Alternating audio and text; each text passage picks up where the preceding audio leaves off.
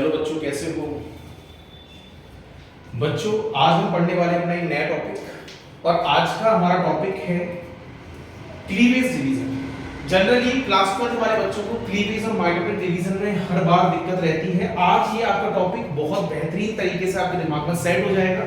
बस आपको इस टॉपिक को प्रॉपर्ली पूरी वीडियो को लास्ट टाइम तक देखना है। आपको हर एक लाइन प्रॉपर्ली एक्सप्लेन होगी और आपको समझ में आएगा कि क्लीवेज डिवीजन और माइटोटिक डिवीजन में एक्चुअल में अंतर है क्या। अगर हम सबसे पहले बात करते हैं क्लीवेज डिवीजन की, तो क्लीवेज डिवीजन है क्या और क्यों यहां पर हम बात कर रहे हैं। पहली बात तो सबसे पहले मैं बात कर रहा हूं एम्ब्रियोलॉजी की। सबसे पहले बात कर रहा हूं एम्ब्रियोलॉजी की। एम्ब्रियोलॉजी मतलब क्या है? Study of embryo is known as embryology. अगर मैं इसकी बात करूं तो इसमें हमारे पास क्या है, कुछ स्टेज आएंगी। सबसे पहली स्टेज जो आएगी इसको हम बोलेंगे क्लीवेज डिवीजन। सेकंड स्टेज यहां पर क्या आएगी, मॉड्यूलेशन। क्या आएगा, मॉड्यूलेशन। थर्ड स्टेज ब्लास्टुलेशन और बाकी हमारे पास यहां पर फोर्थ स्टेज आएगी ग्रेस्टुलेशन।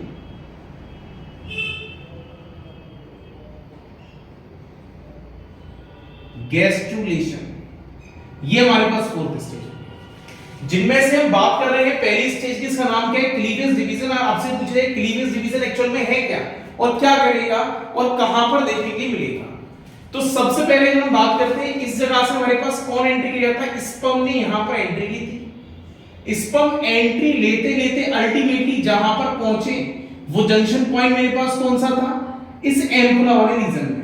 तो मैं बोल सकता हूं इस एम्पुला वाले रीजन में इनका फर्टिलाइजेशन हुआ। यहां पर क्या हुआ, इनका फर्टिलाइजेशन हुआ। यहां पर इनका फर्टिलाइजेशन हुआ।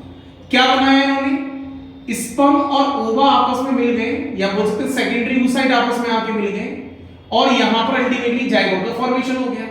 ये रीजन मेरे पास एम्पुला रीजन है। ये मेरे पास क्या है, एम्पुला रीजन। ये मेरे पास एम्पुला रीजन है। मुझे पता है कि जैसे मैं एम्पुला से आगे चलूंगा और एक पॉइंट आएगा which is known as isthmus junction. क्या बोलते हैं, इस्थिमस जंक्शन। और ये इस्थिमस पॉइंट जो है जहां से आपका प्रॉपर्ली क्लीवेज डिवीजन की स्टार्टिंग होती है। मतलब मैं बोल सकता हूं क्लीवेज डिवीजन कब बन रहा है, आफ्टर द फर्टिलाइजेशन। फर्टिलाइजेशन हो जाने के बाद यहां पर अपने को क्या मिल रहा है, क्लीवेज डिवीजन देखने के लिए मिल रहा है। अब ये क्लीवेज डिवीजन और माइटोटिक डिवीजन में अंतर क्या है। पहले हम बात करते हैं कि नॉर्मल डिवीजन, माइटोटिक डिवीजन। पहले हम बात करते हैं कि नॉर्मल डिवीजन, माइटोटिक डिवीजन। अगर हम माइटोटिक डिवीजन की बात करें या नॉर्मल डिवीजन की बात करें, नॉर्मल डिवीजन की बात करें, यहां पर हमारे पास क्या होता है, जनरली एक सेल से दो सेल का फॉर्मेशन होता है। एक सेल से दो सेल का फॉर्मेशन होता है। इन सेल्स को हम क्या बोलते हैं, नोन एज डॉटर सेल्स। क्या बोलते हैं, डॉटर सेल्स। बट ये दोनों सेल अलग होते हैं और ऐसा नहीं होता कि वो पेरेंटल सेल से डिटैच है। हालांकि बनाने वाले स्ट्रक्चर्स हैं, पेरेंट सेल से बने हैं, बट ये दोनों सेल्स जो होंगे वो अलग सेल्स होंगे। अब यहां पर एक्चुअल में इस डिवीजन में क्या हुआ होगा, एक्चुअल में यहां पर डिवीजन में क्या हुआ होगा, यहां पर क्या हुआ होगा, इधर देखिए मेरे पास ही माइटोटिक डिवीजन की बात कर रहा हूं। क्या कर रहा हूं, माइटोटिक डिवीजन की बात। इस माइटोटिक डिवीजन में मेरे पास एक सेल, अभी छोटा सेल है, सबसे पहले वो क्या करेगा, अपने को ग्रोथ फेज में लाएगा। क्या करेगा, ग्रोथ फेज में लाएगा, साइज इंक्रीमेंट करेगा, साइज इंक्रीमेंट करेगा। और इस फेज को मैं बोलता हूं इंटरफेज। क्या बोलता हूं, इंटरफेज। इस इंटरफेज में लाएगा और अपने साइज को थोड़ा सा बढ़ाएगा, ग्रोथ करेगा। अपनी ग्रोथ करने के बाद अल्टीमेटली यहां पर वो आएगा अपने एम फेज में। कौन से फेज में, एम फेज में। और अपने आप को दो हिस्सों के अंदर डिवाइड कर देगा, दो सेल के अंदर अपने आप को तोड़ देगा, ये दो सेल के अंदर। और ये दोनों ही सेल, अब आप क्या बोलोगे, ये दोनों ही सेल मेरे पास क्या है, it is known as daughter cells. अब अगर क्वेश्चन ये आता है कि भाई ये तो मेरे पास नॉर्मल डिवीजन है, पहले सेल ने ग्रोथ करी, इंटरफेस किया, फिर मेटाफेज किया, देन दो सेल के अंदर डिवीजन हो गया। तो अगर मैं आपको एक्सप्लेन करना चाहूं कि भाई इसमें और क्लीवेज में अंतर क्या है, इसमें और क्लीवेज में अंतर क्या है, यहां की इंटरफेज में मैक्सिमम समय लगता है। किसी भी सेल को अपना मैक्सिमम समय या मैक्सिमम टाइम जो इन्वॉल्वमेंट होता है वो सारा इंटरफेज में होता है। यहां पर कौन से फेज होते हैं? G1, S और G2। यहां पर 3 फेज प्रेजेंट होते हैं। कौन से होते हैं? G1, S, G2। अगर आपको जानना है इन अ यूकैरियोटिक सेल, इन अ यूकैरियोटिक सेल अप्रोक्सीमेटली जो ग्रोथ पीरियड होगा, अप्रोक्सीमेटली जो ग्रोथ पीरियड होगा वो लगभग 23 घंटे का होता है, लगभग 23 घंटे का होता है, which is 95% time. Total eukaryotic cell 24 घंटे के अंदर डिवाइड करता है, 24 आवर्स के अंदर डिवाइड कर जाता है, जिसमें से मैक्सिमम टाइम उसका ग्रोथ फेज होता है और 5% टाइम सिर्फ उसका एंड फेज होता है, जहां पर पूरा डिवीजन कंप्लीट हो जाता है, लगभग 1 घंटा, अप्रोक्सीमेटली 1 आवर। अब मुझे करना क्या है? यहां पर मेरे पास क्या है कि यहां पर जो ग्रोथ फेज हुआ था, इस ग्रोथ फेज से मैंने कहा था मेरे पास जनरली कितनी स्टेज है? 3 स्टेज है, G1, S, G2। और देन मेरे पास जो एंड फेज है, एंड फेज में अल्टीमेटली क्या हो रहा है? यहां पर 2 सेल के अंदर डिवीजन हो गया और 2 सेल के अंदर टूट गया। अब मुझे यहां पर करना क्या है? ये एक मेरे पास नॉर्मल स्टेज है, नॉर्मल डिवीजन है, ये सारे काम होंगे और जो इंटरफेस होगा इन दोनों फेजों में ये स्टेजेस आएंगी, ये स्टेजेस आएंगी। समझ में आ गया? अब बात करने वाला हूं मैं क्लीवेज की। अब बात करने वाला हूं मैं क्लीवेज डिवीजन की। ये पॉइंट इंपॉर्टेंट है बच्चों, अगर लिखना चाहते हो तो लिख सकते हो आप पैरेलली, बट अब मैं बात करने वाला हूं इंटरफेस की कि इंटरफेस में क्या देखने वाले हैं हम। तो यहां पर देखिए इंटरफेस के अंदर 3 स्टेज हो गई, मेटाफेज के अंदर हो गया, डिवीजन हो गया। अब सबसे पहला जो मेरा स्टेप है या बेसिक स्टेप है वो मेरा डिफरेंस क्रिएट करना है क्लीवेज और माइटोटिक के अंदर। क्लीवेज और माइटोटिक डिवीजन के अंदर मुझे डिफरेंस क्रिएट करना है। अब मैं लेके आता हूं यहां पर क्लीवेज। इस क्लीवेज डिवीजन में क्या होगा? और पहले एक बात और अपने को याद रखनी है, याद करो अगर कोई सेल डिवीजन के लिए जा रहा है, मैं बोल रहा हूं सेल अगर कोई डिवीजन के लिए जा रहा है, इसका पर्पस क्या है? डिवीजन कोई सेल कब जाएगा? जब उसका कैरियोप्लाज्मिक इंडेक्स, कब जाएगा? जब उसका कैरियोप्लाज्मिक इंडेक्स की वैल्यू चेंज होती दिखाई देगी, उस दौरान कोई सेल डिवीजन परफॉर्म करेगा। अब चेंज क्या हो सकता है? मे बी सेल डिवीजन कम हो, मतलब कैरियोप्लाज्मिक इंडेक्स की वैल्यू कम हो जाए, या हो सकता है कैरियोप्लाज्मिक इंडेक्स की वैल्यू बढ़ जाए। ये दोनों ही वो जरिए हैं जहां पर सेल डिवीजन परफॉर्म करेगा। ये दोनों ही वो जरिए जहां पर सेल डिवीजन परफॉर्म करेगा। और क्यों करेगा? अपने इस कैरियोप्लाज्मिक इंडेक्स को कांस्टेंट करने के लिए। क्या करने के लिए? कांस्टेंट करने के लिए। मतलब अगर आपसे बोला जाए कि भाई नॉर्मल डिवीजन हो रहा है, क्या हो रहा है? नॉर्मल डिवीजन हो रहा है, तो कैरियोप्लाज्मिक इंडेक्स बड़ा होगा या कम हुआ होगा, तो उसको आगे जाके डिवीजन करके कांस्टेंट कर दिया गया होगा। समझ में आ गया? ये कहानी समझ आ रही है आपको? इतना पॉइंट आपके लिए क्लियर? ये सारी वो कंडीशंस है जब मैं नॉर्मल की बात कर रहा हूं। नॉर्मल में मुझे इतना फॉलो करना पड़ेगा, नॉर्मल में मुझे इतना फॉलो करना पड़ेगा, बट इस बार जो मैं बात करने वाला हूं, अब करने वाला हूं मैं क्लीवेज डिवीजन की। अब कंडीशंस क्या आने वाली है? देखिए यहां पर अब कंडीशन क्या आने वाली है? ये मेरे पास क्लीवेज डिवीजन है। पहली बात तो याद रखेंगे हम क्लीवेज कहां मिल रहा है। क्लीवेज डिवीजन आपको जहां मिलेगा वो आफ्टर द फर्टिलाइजेशन मिलेगा। आफ्टर द फर्टिलाइजेशन हो जाने के बाद अपने को क्या दिखाई दे रहा है? क्लीवेज डिवीजन दिखाई दे रहा है।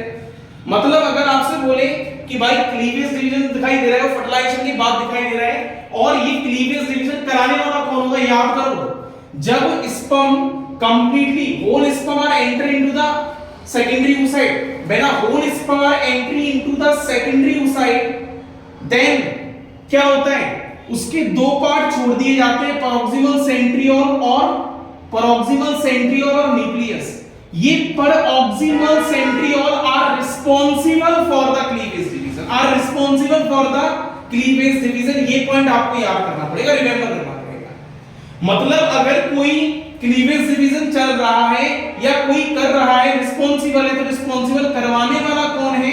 पैरोक्सिमल सेंट्रियोल, जो कहां प्रेजेंट था? स्पर्म के पास प्रेजेंट था। और इस क्लीवेज डिवीजन को मैं क्या बोलता हूं, it is known as a rapid mitotic division. Rapid mitotic division, cell division क्यों बोलता हूं, बहुत फास्ट होता है। क्यों होता है, क्योंकि यहां पर समय सीमा जो आपकी लग रही थी कहां पर, G1 और G2 में, वो इस बार यहां पर है ही नहीं। मतलब यहां पर दो फेज एब्सेंट हैं। इस बार मुझको इंटरफेज में दो फेज नहीं मिलेंगे, G1 और G2। और इसी के अंदर क्या हो रही थी, सेल ग्रोथ मैक्सिमम हो रही थी। सेल ग्रोथ मैक्सिमम यहां पर हो रही थी और यही दो सेल, अब दो स्टेज नहीं मिलेगी। समझ नहीं आ गया? अगर ये दो स्टेज नहीं होंगी तो इसका मतलब इस बार लगने वाला टाइम पीरियड कम हो जाएगा। तो जो डिवीजंस होंगे वो क्या होंगे, रैपिड होना स्टार्ट हो जाएंगे, फास्ट होना स्टार्ट हो जाएंगे। तो इसको मैंने क्या बोल दिया, it is known as a rapid mitotic division. अब एक कंडीशन देखेंगे यहां पर। कंडीशन जो मैं बात करने वाला हूं वो समझो। जैसे अगर यहां पर देखा जाए, यहां पर देखा जाए, अगर इधर देखिए, मेरे पास एक सेल था, एक सेल ने ग्रोथ किया, अमाउंट बढ़ाया साइटोप्लाज्म का, तो यहां बोल सकता हूं क्या आपका न्यू साइटोप्लाज्म सिंथेसिस हुआ है। मतलब नॉर्मल डिवीजन में ग्रोथ हो रही है, इसका मतलब न्यू साइटोप्लाज्म, न्यू साइटोप्लाज्म की क्या हो रही है, वैल्यू एडिशन हो रही है, मतलब बन रहा है। But in a cleavage new cytoplasm नहीं बनेगा। क्यों नहीं बनेगा, क्योंकि G1 और G2 फेज नहीं है।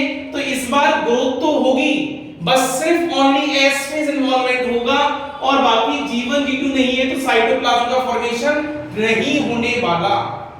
तो यहां पर क्या रहेगा, मेरे पास क्लीवेज तो परफॉर्म होगा, बट इस बार मेरे पास इस क्लीवेज के अंदर G1 और G2 फेजेस नहीं होंगे।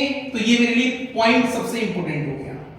पहला पॉइंट यहां से क्वेश्चन बनने की संभावना है, क्वेश्चन बनने की संभावना ये आपको याद करना पड़ेगा। इतना क्लियर है, ये दिमाग में आपके सेट हुआ प्रॉपर्ली। अगर आपसे बोला जाए कि क्लीवेज डिवीजन कहां से स्टार्ट हो रहा है, आफ्टर फर्टिलाइजेशन हो रहा है। फर्टिलाइजेशन हो रहा है मतलब जो आपकी, याद करो अभी मैंने दिखाया था एम्ब्रियोलॉजी में 4 स्टेज आ रही थी।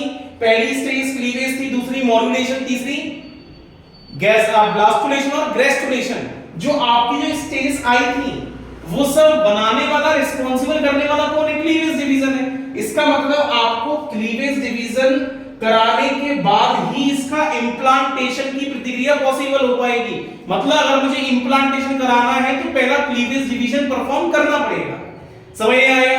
अब मैं क्या करने वाला हूं, इस क्लीवेज डिवीजन के बारे में आगे और देखते हैं। जैसे अगर हम बात करें नॉर्मल डिवीजन की, तो मैंने ये कहा था आपसे, इस नॉर्मल डिवीजन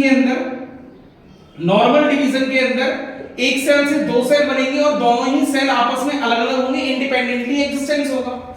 इस बार क्या होगा, इस बार मेरे पास डिवीजन तो होगा, बट सिर्फ मेरे पास एस फेज यहां पर इन्वॉल्व है। मैंने कहा था क्लीवेज में क्या है, ओनली एस फेज प्रेजेंट है। अगर एस फेज में क्या होता था, इसमें मेन काम था डीएनए का डुप्लीकेशन, इसमें क्या होता था, डीएनए का रेप्लिकेशन ऑफ डीएनए। तो इसका मतलब मेरे पास जो डीएनए था वो यहां पर इस बार डबल हो जाएगा, डीएनए डबल हो जाएगा। और अगर डीएनए डबल होगा तो बोल सकता हूं कहीं ना कहीं न्यूक्लियस का लेवल यहां बढ़ेगा, और अगर न्यूक्लियस का लेवल इंक्रीज हो रहा होगा तो न्यूक्लियोप्लाज्म क्या होगा, बढ़ेगा। तो मैं बोल सकता हूं कहीं ना कहीं क्लीवेज में कैरियोप्लाज्मिक इंडेक्स की वैल्यू बढ़ेगी। समझ में आ गया, कैरियोप्लाज्मिक इंडेक्स की वैल्यू बढ़ेगी। अच्छा, आपसे पूछा जाए भाई कैरियोप्लाज्मिक इंडेक्स क्या है, कैरियोप्लाज्मिक इंडेक्स क्या है, it is equal to volume of nucleus upon volume of cytoplasm. अरे क्लीवेज डिवीजन के अंदर साइटोप्लाज्म कांस्टेंट है ना, क्लीवेज डिवीजन के अंदर साइटोप्लाज्म कांस्टेंट है। अगर साइटोप्लाज्म कांस्टेंट है तो वैल्यू किसकी बढ़ रही है, क्योंकि एस फेज था तो डीएनए का डुप्लीकेशन हो रहा था, तो न्यूक्लियस का अमाउंट बढ़ा, तो न्यूक्लियोलस का अमाउंट, न्यूक्लियोप्लाज्म का भी अमाउंट क्या हो गया, इंक्रीज हो गया। तो इसका मतलब कैरियोप्लाज्मिक इंडेक्स यहां पर हर बार बढ़ेगा, क्योंकि एस फेज के कारण ही कैरियोप्लाज्मिक इंडेक्स बढ़ता है। इतना पॉइंट क्लियर है? अरे ये वाली बात समझ नहीं आई? अगर आपको ये पॉइंट समझ नहीं आया तो प्लीज थंब से पहले रिप्रेजेंट करो, उसके बाद आगे बढ़ते हैं। ये सारी बातें आपको क्लियर है? इसका मतलब मैं मेन पॉइंट अभी अगर यहां पर आपको बताया जाए तो मैं बोल सकता हूं यहां पर सबसे पहले क्लीवेज डिवीजन के अंदर मेन पॉइंट की बात करते हैं। क्लीवेज डिवीजन के अंदर मेन पॉइंट की बात करते हैं। पहला, मैंने कहा साइटोप्लाज्म का लेवल यहां कांस्टेंट होने वाला है। साइटोप्लाज्म का लेवल कांस्टेंट होगा, कांस्टेंट रहेगा। सेकंड, क्या अभी मैंने बात करी थी KI वैल्यू यहां पर क्या होने वाली है? इंक्रीज होने वाली है। क्यों होगी इंक्रीज? क्योंकि कहीं ना कहीं न्यूक्लियस का लेवल बढ़ रहा है। क्यों बढ़ रहा है? क्योंकि एस फेज है, ग्रोथ फेज है ही नहीं, बाकी G1 और G2 क्या है यहां पर एब्सेंट है। समझ में आया इतना पॉइंट? अब यहां पर क्या होगा, याद करो नॉर्मल डिवीजन में जो सेल बन रहा था, इस सेल को मैंने क्या बोला था? डॉटर सेल बोला था कि नहीं बोला था? अब इस बार जो यहां क्लीवेज में जो सेल बनेगा उस सेल को मैं डॉटर सेल नहीं बोलूंगा, इस बार मैं क्या बोलूंगा? It is known as a blastomere. क्या बोला जाएगा? ब्लास्टोमियर। अब इसकी कंडीशन क्या है? इस पूरे सेल का जो साइज है या जो वॉल्यूम है वो हमेशा कांस्टेंट रहेगा। मतलब इस बार अंदर डिवीजन चलते रहेंगे, रैपिड डिवीजन होंगे, बट इनसाइड होंगे। बाउंड्री वॉल जितनी फिक्स्ड है उतनी ही यहां पर रहेगी। मतलब बोल सकता हूं एक सेल का जो वॉल्यूम होता है कंप्लीट सेल का वो यहां पर कांस्टेंट रहेगा। अभी मेरे पास फर्टिलाइजेशन हुआ था तो ये स्टेज कौन सी है? जाइगोट वाली। आगे जाके क्लीवेज परफॉर्म हुआ, क्या बना? एम्ब्रियो का फॉर्मेशन हो गया। तो इस स्टेज के अंदर मेरे पास नंबर ऑफ सेल दिखाई देंगे which is known as a blastomere, जो सेल के इनसाइड है। समझ में आ गई? किस पूरी बाउंड्री के इनसाइड बाहर वाली लेयर जोना पेलुसिना यहां पर भी होगी, बट अंदर वाले जो सेल्स लेयर हैं, सेल्स मेरे पास बने हुए, इनका नाम क्या बोल दिया मैंने? ब्लास्टोमियर्स बोल दिया। समझ में आ गया? मतलब क्लीवेज में जो सेल डिवीजन होता है, जो सेल बनते हैं वो ब्लास्टोमियर होते हैं, और जबकि माइटोटिक डिवीजन के अंदर जो सेल बनते हैं उनको हम डॉटर सेल्स बोलते हैं। वहां पर साइटोप्लाज्म नया बनता है, वहां पर KI वैल्यू को कांस्टेंट करने के लिए डिवीजन होता है, यहां पर KI वैल्यू ही इंक्रीज होना स्टार्ट हो जाती है। दोनों के अंदर डिफरेंस है। इतना क्लियर है? क्लीवेज को स्टार्ट कराने वाला सेंट्रियोल पर ऑक्सिमल सेंट्रियोल व्हिच इज कहां से आया था? स्पर्म के बिना क्लीवेज डिवीजन हो ही नहीं सकता। समझ नहीं आया? अब यहां पर देखिए, हम पॉइंट देख रहे हैं आगे। After fertilisation the rapid mitotic cell division of a zygote into the multicellular morula responsible कौन है भाई? क्लीवेज करने वाला है। अब आपसे बोला जाए क्लीवेज कहां स्टार्ट हुआ है? आफ्टर द फर्टिलाइजेशन स्टार्टिंग हुआ है। मतलब क्लीवेज का स्टार्टिंग क्या है? यहां पर हम लिख सकते हैं क्लीवेज स्टार्टिंग कब हुआ है? Start of cleavage. Start of cleavage. Cleavage कब स्टार्ट हुआ है? After the fertilisation. फर्टिलाइजेशन होने के बाद, मतलब फर्टिलाइजेशन होने के बाद क्या हुआ? मेरे पास क्लीवेज स्टार्ट हो चुका है। अब आपसे अगर ये बोले भाई फर्टिलाइजेशन होने के बाद क्लीवेज हो गया, तो क्लीवेज बंद कब होगा? At the end of gastrulation. अभी आगे देखेंगे हम, बस एक पॉइंट को याद रख लो, क्लीवेज स्टॉप कब होता है? क्लीवेज स्टॉप कब होता है? स्टॉप कब होता है? एट द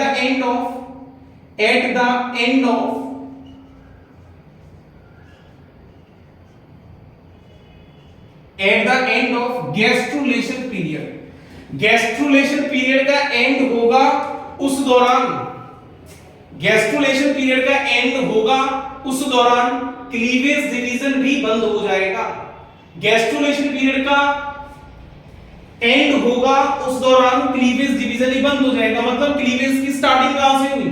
क्लीवेज की स्टार्टिंग हुई एट द पॉइंट ऑफ इस्थिमस, क्योंकि एम्पुला में फर्टिलाइजेशन हुआ है तो कुछ समय के लिए जाइगोट रहेगा, फिर आगे जाके वो अल्टीमेटली क्या कर लेगा? इस्थिमस तक पहुंचेगा और वहां पर मल्टीपल रैपिड डिवीजन होना स्टार्ट हो जाएंगे। इसको मैं कहूंगा क्लीवेज, और इस क्लीवेज के अंदर मेरे पास सिर्फ मात्र एस फेज होगा, बाकी G1 G2 एब्सेंट है।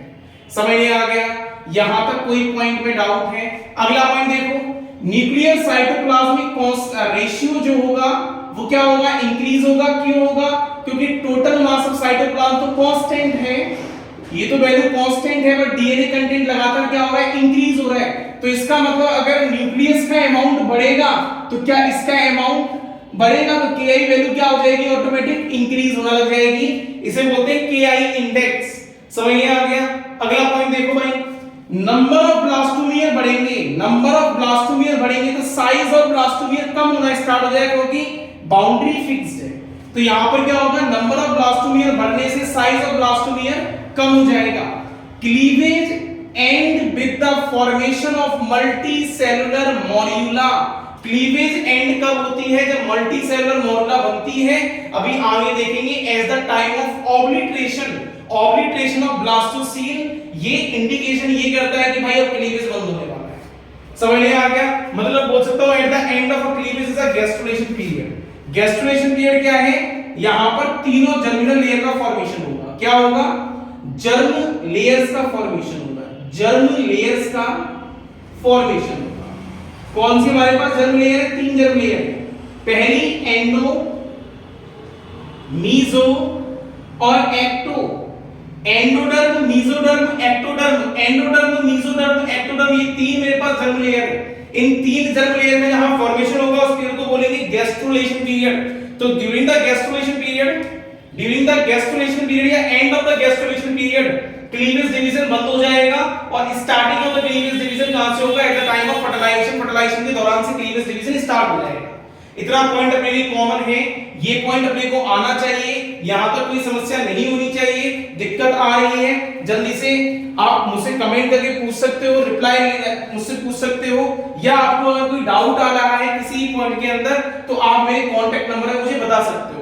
यहां तक किसी को कोई दिक्कत है, यहां से काफी बार नीट के अंदर वेटेज पूछा गया है और क्लीवेज डिवीजन से हर साल कोई ना कोई क्वेश्चन आता है। समझ में आएगा आपको, जल्दी से आप यहां से स्क्रीनशॉट लें, उसके बाद मैं आगे कंटिन्यू कर रहा हूं। अब यहां पर हम डिफरेंस क्रिएट करेंगे, देन क्लीवेज डिवीजन के टाइप्स पढ़ेंगे, देन क्लीवेज डिवीजन के टाइप पढ़ेंगे, फिर हम यहां से अल्टीमेटली आगे के लिए स्टेज को चालू करेंगे। बच्चों अब हम देखते हैं डिफरेंस। अगर हम डिफरेंस की बात करें किसके अंदर, क्लीवेज डिवीजन और माइटोसिस के अंदर। माइटोसिस के अंदर मैंने आपसे कहा था कि पहले सेल होगा, ग्रोथ फेज में आएगा और इस ग्रोथ फेज के अंदर मेरे पास तीनों होंगे, G1 भी होगा, S भी होगा और G2 भी होगा। मतलब मैक्सिमम समय लेना होगा ही।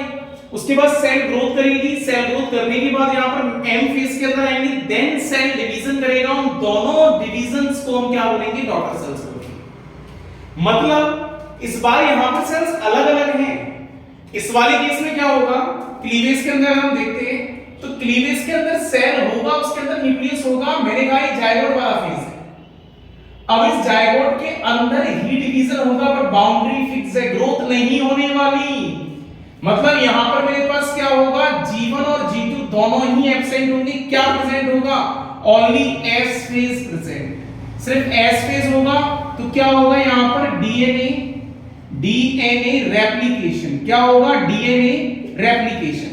डीएनए बढ़ेगा तो बोल सकता हूं न्यूक्लियस का अमाउंट बढ़ेगा, और न्यूक्लियस का अमाउंट बढ़ेगा तो बेटा Ki की वैल्यू भी इंक्रीज होगी। तो यहां पर क्या होगा, देखो यहां पर Ki की वैल्यू बढ़ रही है, बट यहां पर इंटरफेस लॉन्ग है। क्यों, मेरे पास G1 भी है और G2 भी है। S तो यहां पर होता ही है, S यहां पर भी है, S यहां पर भी है, बट G1 और G2 यहां प्रेजेंट है, बट इस वाले में G1 और G2 क्या है, मेरे पास एब्सेंट है। इतना क्लियर।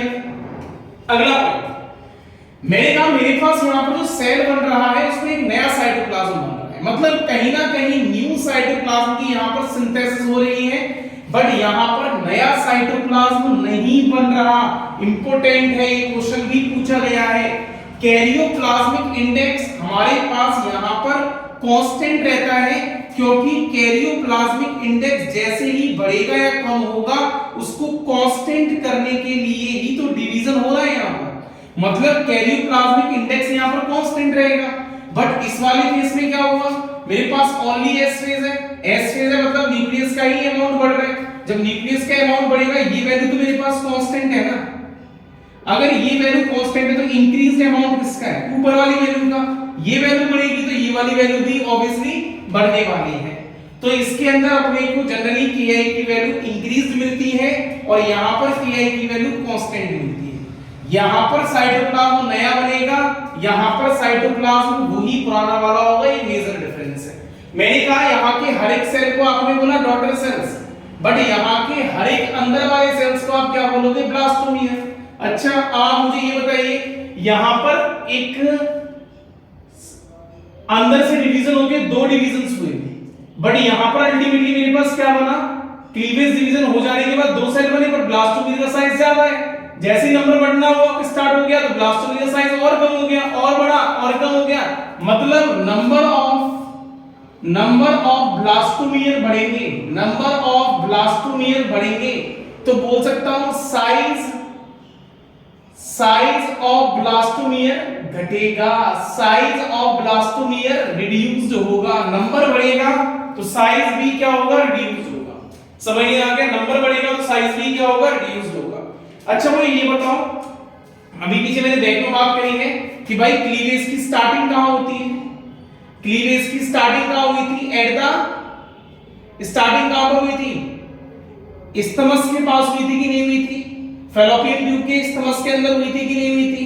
क्लीवेज की स्टार्टिंग हुई थी आफ्टर द फर्टिलाइजेशन, एंडिंग कहां पर होगी, at the end of the gastrulation stage, gastrulation stage का एंड होगा, उसी दौरान क्लीवेज डिवीजन भी एंड हो जाएगा।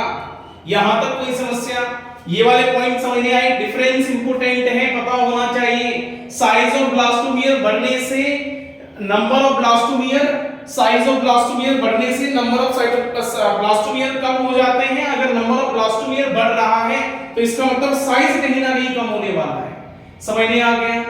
अब बात ये आती है कब तक चलेगा क्लीवेज, इसका भी रीजन क्या रहेगा, तो वो भी आगे देखने वाले हैं। बट हर एक क्लीवेज का जो रिजल्ट होता है उस रिजल्ट को हम क्या बोलते हैं, ब्लास्टोमीर, और नॉर्मल डिवीजन का जो रिजल्ट होता है उसको हम क्या बोलते हैं, डॉटर। नॉर्मल में तीनों इंटरफेस प्रेजेंट थे, यहां पर इंटरफेस में सिर्फ मात्र एक फेस प्रेजेंट है, एस फेस G1 और G2 नहीं है, तो यहां पर ग्रोथ नहीं दिखाई देगी। ग्रोथ क्या होगी, एब्सेंट होगी, ग्रोथ क्या होगी, एब्सेंट होगी, ग्रोथ नहीं दिखाई देगी।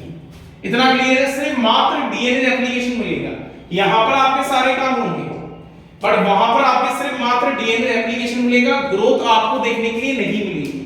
बच्चों यहां तक समझ में आया। जल्दी से पहले आप इसका स्क्रीनशॉट लें, इसके बाद में आगे आपको कुछ क्लीवेज की कंडीशंस बता रहा हूं, उसके बाद इस क्लीवेज के अंदर नेक्स्ट टॉपिक है क्लीवेज किस टाइप का होता है, कौन कौन से टाइप का, उसको पढ़ने के बाद हम इस टॉपिक को ओवर करेंगे। यहां तक कोई समस्या है, ये आपको वीडियो पूरी एंड तक देखनी है अगर आपको ये टॉपिक क्लियर करना है तो। ये टॉपिक नीट में हर बच्चा छोड़ के आता है, ये टॉपिक जनरली बोर्ड के अंदर भी प्रॉपर्ली नहीं पढ़ाया जाता। ये आपके पास प्रॉपर वीडियो है क्लीवेज डिवीजन की। यहां तक कोई समस्या किसी को, जल्दी से बेटा स्क्रीनशॉट लो। अगर आपको प्रॉपर्ली समझ नहीं आया तो बेटा थंब से रिप्रेजेंट करके बताओ मुझे कमेंट्स में। बेटा अब हम आते हैं कंडीशंस ऑफ क्लीवेज पर। तो बेटा एक चीज याद रखनी है, जैसे ही नंबर ऑफ ब्लास्टोमीर्स बढ़ेंगे तो साइज ऑफ ब्लास्टोमीर भी क्या होने वाला है, डिक्रीज होने वाला है। नंबर बढ़ेगा तो साइज ऑटोमेटिक डिक्रीज होना स्टार्ट हो जाएगा। बट ये याद रखना है, टोटल जो एम्ब्रियो का साइज है, टोटल साइज ऑफ एम्ब्रियो है, वो मेरे पास क्या होने वाला है, यहां पर कांस्टेंट। अब आप क्या समझ रहे हो, आपकी एम्ब्रियो का साइज कितना होगा, ये अभी एम्ब्रियो का साइज बहुत छोटा है, एमएम की क्वांटिटी में, मिलीमीटर्स की क्वांटिटी में बहुत छोटा साइज है। अगर मेरे पास ये एम्ब्रियो अभी किसमें है, एक बहुत छोटे साइज में है, और इसका साइज क्या रहेगा, कांस्टेंट रहेगा। मतलब ब्लास्टोमीर कंडीशन में एम्ब्रियो का साइज इंक्रीज नहीं होता, याद रखना, साइज इंक्रीज नहीं होगा। अब आपसे क्वेश्चन ये आता है भाई कंडीशन ऑफ ब्लास्टोमीर क्लीवेज डिवीजन को स्टॉप करने की क्या है, तो पहला आप क्या रखोगे, साइज ऑफ ब्लास्टोमीर। अगर आपके नॉर्मल सोमेटिक सेल, जिनको हम 2n सेल्स कहते हैं, नॉर्मल सेल्स जो होते हैं, अगर साइज ऑफ ब्लास्टोमीर आपके नॉर्मल सेल के बराबर हो जाए तो आपकी क्लीवेज डिवीजन रुक जाएगी। या मैं बोल सकता हूं आपका कैरियोप्लाज्मिक इंडेक्स ऑफ ब्लास्टोमीर वो karyoplasmic index of somatic cell हो जाए तो आपकी क्या हो जाएगी, क्लीवेज डिवीजन स्टॉप हो जाएगी। तो ये डायरेक्टली यहां से क्वेश्चन पूछे गए, what are the condition of cleavage stopping. दो कंडीशन है, या तो आपका size of blastomere size of somatic cell हो जाए, या karyoplasmic index of blastomere is equal to the karyoplasmic index of somatic cell हो जाए, तो आपकी क्या हो जाएगा, क्लीवेज डिवीजन रुक जाएगा। अब आपसे ये पूछा है भाई क्लीवेज डिवीजन कहां जाकर रुकता है, तो ये स्टेज आपके लिए इंपॉर्टेंट है, गैस्ट्रुला स्टेज। गैस्ट्रुला स्टेज के अंदर आपकी 3 जर्मिनल लेयर्स का फॉर्मेशन होगा, जर्मिनल लेयर्स का फॉर्मेशन होगा। मैंने अभी कहा आपसे जर्मिनल लेयर मेरे पास 3 है, कौन सी है, एंडोडर्म, मेसोडर्म और उसके बाद एक्टोडर्म, ये 3 लेयर्स है मेरे पास। इन 3 लेयर से मेरे पास जैसे ही इनका फॉर्मेशन होना स्टार्ट हो जाएगा, कंप्लीटली फॉर्मेशन हो जाएगा, उसी दौरान गैस्ट्रुलेशन के एंड पीरियड में आपकी क्लीवेज साइकिल रुक जाएगी, पूरी तरीके से खत्म हो जाएगी, फिर क्लीवेज नहीं होती। समझ आ गया? यहां तक कोई डाउट है आपको? अगर आपको ये टॉपिक प्रॉपर्ली क्लियर हुआ तो बेटा प्लीज थंब से रिप्रेजेंट करो, जिससे मैं आपके लिए ऐसी और भी इंटरेस्टिंग वीडियोस में और बना सकूं। अभी मेरे पास मैं टाइप्स ऑफ क्लीवेज बताने वाला हूं आपको। अभी यहां तक आपका पोर्शन क्लियर हुआ तो प्लीज वीडियो में थंब से रिप्रेजेंटेशन करें, कमेंट्स में अपना रिप्लाई दें मुझे। आपके पॉजिटिव रिप्लाई से ही आगे वीडियोस बनाने की और इच्छा होती है। तो अगर आप प्रॉपर्ली रिप्लाई करोगे बेटा, आप इससे हर एक नीट का क्वेश्चन सॉल्व कर सकते हो। हर एक नीट का क्वेश्चन, थ्योरेटिकल क्वेश्चन जो आपको डाउट लग रहा है रिप्रोडक्शन चैप्टर के अंदर, आप हर एक क्वेश्चन सॉल्व कर सकते हो, बहुत प्रॉपर्ली कर सकते हो। समझ में आ गया? यहां तक कोई समस्या? यहां तक कोई समस्या किसी को? बच्चों अब मेरे पास देखिए, मैंने कहा था जैसे क्लीवेज डिवीजन की बात करी थी और माइटोसिस के अंदर एक डिफरेंस क्रिएट किया था, उसके बाद ये दोनों पॉइंट बहुत क्लियरली आपके दिमाग में सेट हो चुके हैं। अब हम क्या करते हैं, एक स्टेटमेंट पढ़ते हैं और मेरे पास एक स्टेटमेंट है बाल्फेयर लॉस। बाल्फेयर लॉस बाल्फेयर सर ने दिया था, इन्होंने अपने नाम पर इसका गिवन कर दिया है। इन्होंने क्या बोला है इस लॉ के अंदर? इन्होंने क्या बोला, इनका कहना ये था जहां पर यॉक का अमाउंट प्रेजेंट होगा, मतलब किसी भी सेल में जहां पर यॉक अमाउंट होगा, यहां पर यॉक अमाउंट होगा, अगर कुछ ज्यादा होता है, अगर कुछ ज्यादा होता है तो rate of cleavage division, rate of cleavage division क्या हो जाएगा बच्चों? कम हो जाएगा। मतलब अगर किसी सेल के अंदर यॉक का अमाउंट अगर ज्यादा होता है तो रेट ऑफ क्लीवेज कम हो जाएगा, अगर किसी सेल के अंदर साइटोप्लाज्म का अमाउंट ज्यादा होता है तो रेट ऑफ क्लीवेज डिवीजन बढ़ जाएगा। ये बाल्फेयर का नियम था। इसके ऊपर भी आपको क्वेश्चन मिल जाएंगे, स्टेटमेंट डायरेक्टली इनवर्स आती है तो वो आप स्टेटमेंट बेस पे क्वेश्चन कर सकते हो। तो बाल्फेयर नियम क्या था, जहां पर यॉक का अमाउंट होगा वहां पर क्लीवेज डिवीजन की रेट क्या हो जाएगी? कम हो जाएगी, और जहां पर मेरे पास साइटोप्लाज्म का लेवल होगा वहां पर क्लीवेज डिवीजन की रेट क्या हो जाएगी? बढ़ जाएगी। अब यहां पर देखिए, अब मेरे पास क्लीवेज डिवीजन दो तरीके के, या तो कंप्लीट पूरा सेल पार्टिसिपेट करेगा क्लीवेज डिवीजन के लिए, या सेल का कोई पर्टिकुलर सेक्शन ही क्लीवेज डिवीजन में जाएगा। अगर कंप्लीट सेल जाने वाला है, कंप्लीट सेल के अंदर देखने के लिए मिलेगा तो कंप्लीट होलोब्लास्टिक बोलोगे, और अगर मेरे पास इनकम्प्लीट मतलब कुछ ही पार्ट, या तो ऊपर वाला हिस्सा जाए या नीचे वाला हिस्सा जाए, या हो सकता है मेरी सरकमफेरेंस में देखने के लिए मिले, तो ऐसे को हम क्या बोलेंगे? इनकम्प्लीट होलोब्लास्टिक बोलेंगे। अगर हम कंप्लीट होलोब्लास्टिक की बात करें तो जनरली कहां मिलेगा? वो ऐसी जगह पे मिलेगा जहां पर यॉक ना के बराबर प्रेजेंट हो। जैसे एग्जांपल याद करो, मैंने कहा था हमारा जो ह्यूमन एग है, हमारा जो ह्यूमन एग है वो कौन सा है? It is a L cycle है। हमारा ह्यूमन एग कैसा है? एल साइकिल है। एल साइकिल मतलब यहां पर नेग्लिजिबल अमाउंट, यॉक का अमाउंट क्या होगा? नेग्लिजिबल, बहुत कम होगा, ना के बराबर अमाउंट होगा। अगर यॉक का अमाउंट नेग्लिजिबल होगा, ना के बराबर अमाउंट होगा, तो इस दौरान क्या होगा? अगर यॉक ही नहीं होगा तो बोल सकते हैं क्या पूरे में साइटोप्लाज्म होगा, तो क्लीवेज डिवीजन क्या होगा? पूरे एग में होगा। तो यहां पर क्या होता है? क्लीवेज डिवीजन कंप्लीटली एग के अंदर देखने के लिए मिलता है, ऐसे को हम बोलते हैं कंप्लीट होलोब्लास्टिक। अब ये कंप्लीट होलोब्लास्टिक, पहली बात तो याद रखना, इसका एग्जांपल कौन हो सकता है? एग्जांपल कौन हो सकता है? Human beings. कौन हो सकते हैं? ह्यूमन बीइंग्स का एग्जांपल हो सकता है, और ये क्वेश्चन नीट में भी आया होगा। अगर आपसे ये बोले भाई ये कितने प्रकार का है, it is a further two type, या तो इक्वल होलोब्लास्टिक होगा या अनइक्वल होलोब्लास्टिक होगा। इक्वल मतलब क्या होगा? जहां पर जो भी सेल बनेंगे, जो भी सेल बनेंगे, हम पता है क्लीवेज डिवीजन का रिजल्ट क्या है? जो क्लीवेज डिवीजन है और वहां से जो सेल बनेंगे जिनको हम क्या बोलते हैं? ब्लास्टोमियर बोलते हैं। यहां पर साइज ऑफ किसका? ब्लास्टोमियर का क्या रहेगा? सेम साइज रहेगा। ऐसे को आप बोलोगे इक्वल होलोब्लास्टिक। और अगर यहां पर क्लीवेज डिवीजन होता है और मेरे पास size of blastomere, size of blastomere क्या हो रहा है? अनइक्वल। अनइक्वल मतलब चेंजेस हो रहे हैं, कुछ बड़े हैं कुछ छोटे हैं, ऐसे को हम क्या बोलेंगे? Unequal holoblastic. मतलब ये दो प्रकार में डिवाइड कर दिए गए। होलोब्लास्टिक मतलब कंप्लीट डिवीजन, इस बार एक कंप्लीट डिवीजन में तो जा रहा है, बट यहां पर क्या है? साइज ऑफ ब्लास्टोमियर हर एक साइज सेम है ब्लास्टोमियर का, बट इस वाले केस में क्या है, ब्लास्टोमियर का हर एक सेल साइज सेम नहीं है, कुछ सेल साइज बड़े भी हैं और कुछ सेल साइज छोटे भी हैं। आप देखोगे ह्यूमंस के अंदर जो कंडीशन पाई जाती है वो अनइक्वल होलोब्लास्टिक है। ये कंडीशन किसकी है, ह्यूमंस की। तो एग्जांपल क्या हो गया बेटा इसका, ह्यूमंस हो गया। तो याद रखना ह्यूमंस का अगर प्रॉपर्ली डिफाइन करो तो कैसा है, कंप्लीट होलोब्लास्टिक और अनइक्वल होलोब्लास्टिक। कंप्लीट के अंदर भी कैसा है, unequal holoblastic. Complete unequal holoblastic type of cleavage division are found in human beings. Complete unequal holoblastic division are found in human being. तो याद रखना है हमारे ह्यूमन बीइंग में कैसा है, complete unequal holoblastic type of cleavage division देखने की मिलता है ह्यूमन बीइंग्स में। इंपॉर्टेंट पॉइंट है, नोट कर लेना बेटा इस पॉइंट को। अब हम क्या कहने वाले हैं बेटा, अब बात करने वाले हैं इक्वल होलोब्लास्टिक की। इक्वल होलोब्लास्टिक मैंने कहा ब्लास्टोमियर का साइज क्या रहेगा, सेम रहेगा। तो इसके अंदर मुझमें क्या आ गया, होमोलसाइथल या आइसोलसाइथल। एग यहां पर देखने के लिए मिलेगा, आइसो मतलब होता है सेम, तो यहां पर मेरे पास क्या हो गया, egg of mammals like eutherian और मेटाथेरियन। यूथेरियन मतलब होते हैं एडवांस मैमल, मेटाथेरियन मतलब होते हैं पाउच लाइक मैमल्स। तो pouch like mammals like kangaroo या यूथेरियन मतलब हम लोग जिसके कैटेगरी में आ रहे हैं। तो बेटा अगर यहां पर मैं बात करूं यूथेरियन का एग्जांपल किसमें आ गया, यूथेरियन का एग्जांपल किसमें आ गया, इक्वल वाले में। सभी साइज ब्लास्टोमियर का सेम है।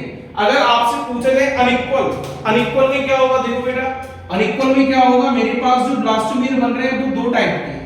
कौन सा होगा, हो सकता है कुछ बड़े हों और हो सकता है कुछ छोटे भी हों, हो सकता है कुछ बड़े हों, हो सकता है कुछ छोटे भी हों। तो ये मेरे पास हो गए लार्ज ब्लास्टोमियर, ये मेरे पास हो गए लार्ज साइज ब्लास्टोमियर। और जो मैंने अब जो नीचे मार्क करे हुए हैं, जो मैंने नीचे मार्क किए हैं, ये मेरे पास क्या हो गए, स्मॉल। ये मेरे पास क्या होगा बेटे, स्मॉल साइज ब्लास्टोमियर। तो इसका मतलब क्या, साइज वेरी कर रहे हैं। अगर साइज वेरी कर रहे हैं तो ऐसे को हम क्या बोलते हैं, अनइक्वल। जिसका एग्जांपल क्या है, ह्यूमन बीइंग सबसे ज्यादा इंपॉर्टेंट है, क्वेश्चन आया हुआ है। मतलब अनइक्वल होलोब्लास्टिक का जो एग्जांपल मिल रहा है वो मेरे पास कौन है, ह्यूमन बीइंग। तो human being is an example of unequal. तो एक नोट पॉइंट हम लिख सकते हैं बेटा, नोट पॉइंट हम लिख सकते हैं। नोट पॉइंट में क्या लिखें, नोट पॉइंट में हम क्या नोट करें। अच्छा मैंने ये कहा था कि आपसे जो ह्यूमन का एग है, जो एग ऑफ ह्यूमन है, एग ऑफ ह्यूमन मेरा कौन सा शो करता है, egg of human unequal holoblastic, unequal holoblastic type. तो मैं लिख सकता हूं अनइक्वल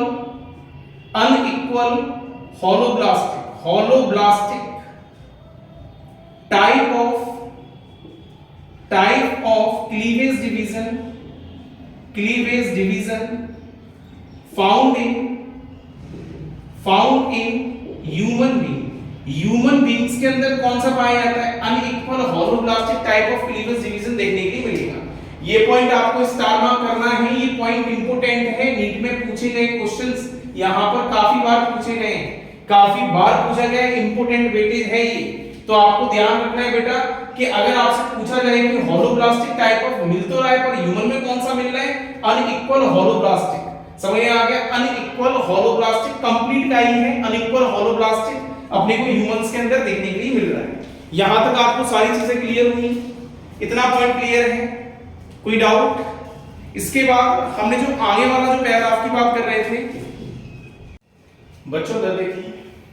अच्छा अभी हमने इससे पहले कंप्लीट के बारे में बात करी थी और आपके लिए एक नोट पॉइंट बताया था। इसके बाद आगे देखिए यहाँ पर बच्चों, अगर मैं इनकम्प्लीट और मीरोब्लास्टिक की बात करूं, इनकम्प्लीट और मीरोब्लास्टिक मतलब इस बार कहीं ना कहीं पूरा कंप्लीट सेल पार्टिसिपेट नहीं करने वाला ब्लास्टोमियर के फॉर्मेशन में या क्लीवेज डिवीजन के फॉर्मेशन में। इस बार या तो सेल का बहुत छोटा सा हिस्सा या हो सकता है बहुत बड़ा हिस्सा पार्टिसिपेट करे, बट अब डिपेंड ये करेगा जहां पर आपका योग होगा, अकॉर्डिंग टू द वाल्फेयर। जहां पर आपका योग होगा वहां पर क्लीवेज अमाउंट का लेवल कम हो जाएगा, और जहां पर आपका योग नहीं होगा मतलब कि साइटोप्लाज्म होगा वहां पर क्लीवेज डिवीजन का अमाउंट बढ़ जाएगा। अब यहां पर अगर हम बात करते हैं इनकम्प्लीट या मीरोब्लास्टिक की, तो यहां पर मेरे पास क्या होगा, क्लीवेज डिवीजन होगा बट वहां नहीं होगा जहां पर योग होगा। कहां पर होगा, वहां पर होगा जहां पर साइटोप्लाज्मिक पार्ट प्रेजेंट होगा। अगर मैं एग्जांपल करूं मेगालेसिकल की, मेगालेस्टर मतलब होता है योग का अमाउंट क्या होगा इस बार बेटा, योग का अमाउंट क्या होगा इस बार ज्यादा हो as compare to cytoplasm, as compare to cytoplasm. अगर योग का अमाउंट ज्यादा है और साइटोप्लाज्म का अमाउंट कम है तो अब दो कंडीशन आने वाली, या तो डिस्कॉइडल मीरोब्लास्टिक कंडीशन होगी या सुपरफिशियल मीरोब्लास्टिक होगी। डिस्कॉइडल वाले में क्या होगा, डिस्कॉइडल वाले में लिखा योग ज्यादा है, योग डेंसली पार्ट होता है, साइटोप्लाज्म लेस डेंसली होता है, जो ज्यादा डेंसली होगा वो नीचे की तरफ होगा और जो लेस डेंसली होगा वो ऊपर की तरफ होगा।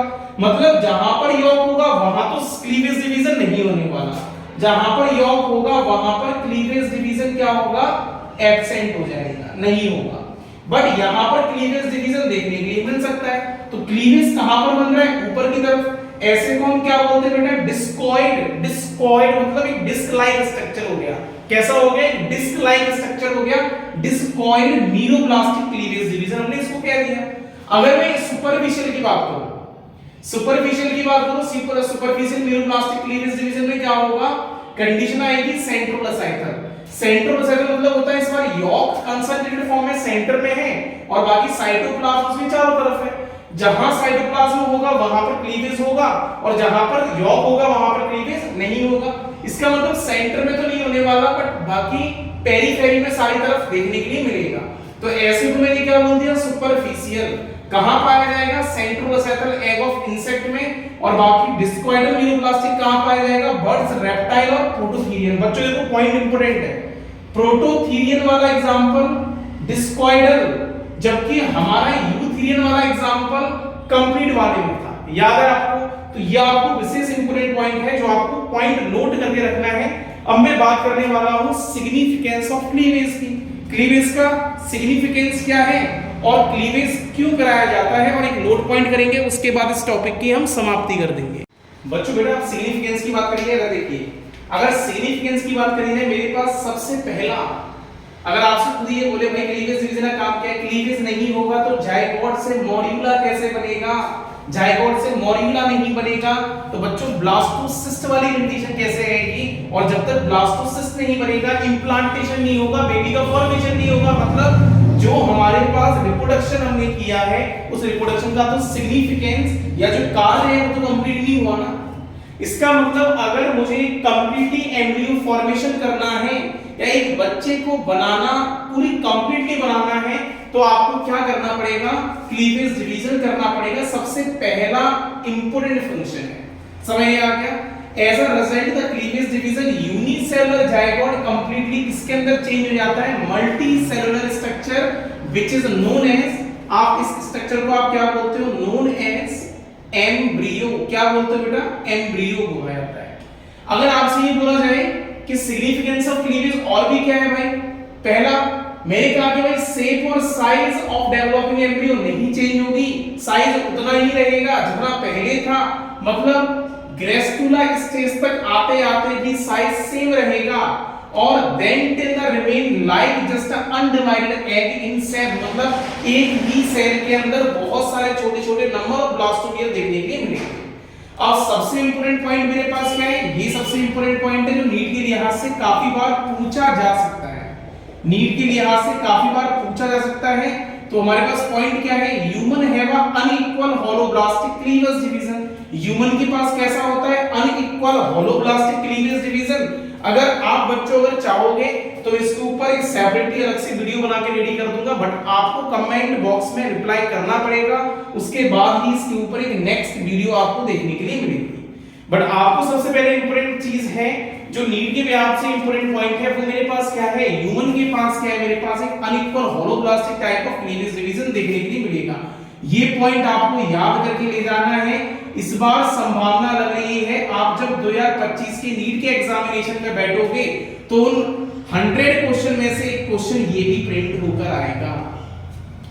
समझ नहीं आ गया, इस बार पॉसिबिलिटी दिख रही है कि इस क्वेश्चन आने की संभावना ज्यादा है, तो आपको प्रिपरेशन करना है।